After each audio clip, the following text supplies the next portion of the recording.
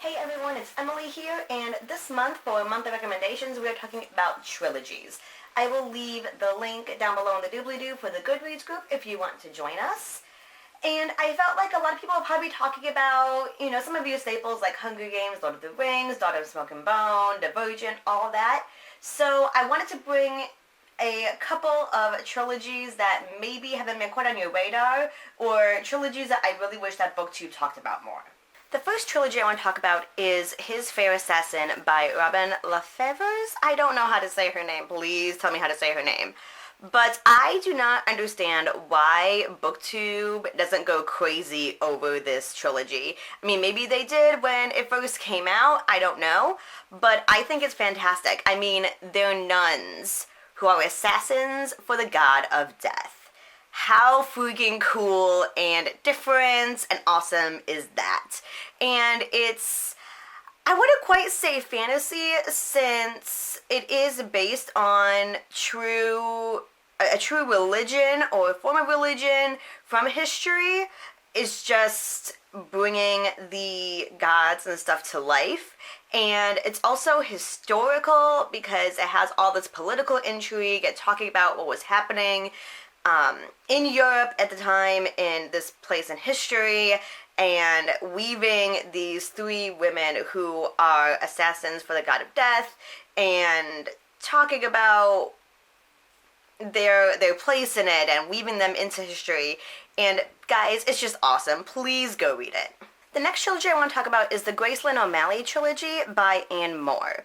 Now, I will say I haven't read this trilogy since high school, but I remember when it first came out, I just fell in love. The first book is Graceland OMalley, and it's about this girl in Ireland, as you can probably guess, Graceland OMalley, and it's during the Irish potato famine, and she is sent to be married off to this wealthy man who is also really, really cruel.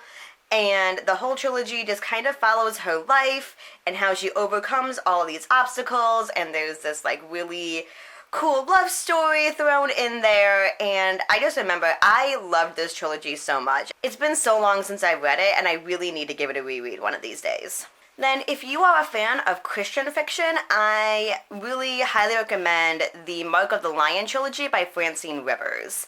This series is another historical fiction one, and it takes place in the days of the early Christian church, about the time of the Apostle Paul, and it's just really, really fascinating to see Francine Rivers' take on the early church and what faith looked like for them, and the struggles that they went to, and it also goes back and forth between all these different perspectives.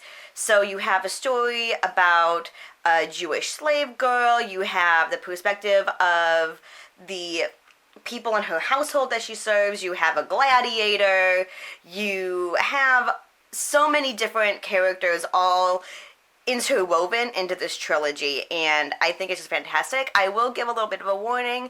It is a little bit more conservative than I personally am, but if you're familiar with Christian fiction, this should not be a surprise to you. But even if you don't see eye to eye with everything Francine Rivers says, it's still a really good story about faith, but also just a really great story in general. And that's part of why I like Francine Rivers, because she's a Christian writer, but she doesn't just throw the name Jesus in there because she's a Christian. She feels like she has to. She actually writes really good stories and really good characters. Next, we have the Paper Magician trilogy by Charlie N. Holmberg. This is one of the best series I've read this year. I completely fell in love with the Paper Magician trilogy. The premise is that it is Victorian England, and people can become magicians. Like, you're not born with magic. You can go to school and learn magic, kind of like college. So if you can afford it, and that's the major that you pick, you can do it. And it follows this character, Sienny, and she has just completed her studies, and she's moving on to her apprenticeship, and she is chosen to become a folder or a paper magician. And in this world, people who know how to do magic, they connect to a certain thing. So you could connect to paper or fire or plastic or or metal, and that's how you use your magic. And she, much to her objections, she is chosen to become a paper magician. And it's such a cool premise, but then even just the premise for the plot of the first book, I remember reading it and I was like, oh my goodness, why didn't I think of that? This is brilliant. And I really love this trilogy. It's really quirky and fun and adorable, but it's also really adventurous and really surprising sometimes at how violent and gruesome it can get, because it's so fun and lighthearted at times, and then it'll make some like really dark turns, and I just completely fell in love. And finally, I know some people are probably going to be mentioning this trilogy, but I just had to give a shout out to The Infernal Devices by Cassandra Clare. I really did enjoy the Mortal Instruments, but I feel like The Infernal Devices was even better. I felt like it was put together better. I loved the characters, and I love some historical fiction. And so when you can combine historical fiction and fantasy supernatural stuff, I'm all about it. And I really, really love The Infernal Devices.